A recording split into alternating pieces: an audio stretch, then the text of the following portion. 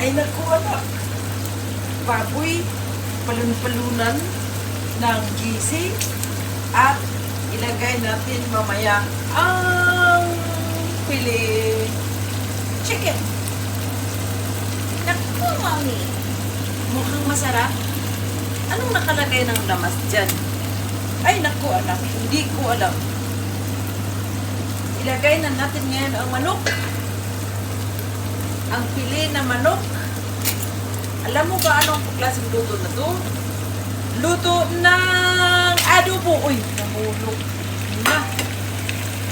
Ma, dako ka lagi kayo ng hiwa-hiwa ni mo. Dako lagi kayo na ako kay parang masunog pa. Ama o ba, ma?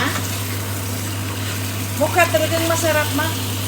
Kulang pa ata ng tauyo yan. Ay anak ko, pambira ka naman, hindi pa tapos lulutuin pa yan natin. Ayan. Oh, pakita mo mamaya pag matapos na. Sige. Oh, di ba? Sarap ng itsura, oh. Ay naku, ma, nagugutom na talaga ako. Lagyan mo nga ng soy sauce. Sige anak, lagyan ko ng soy sauce.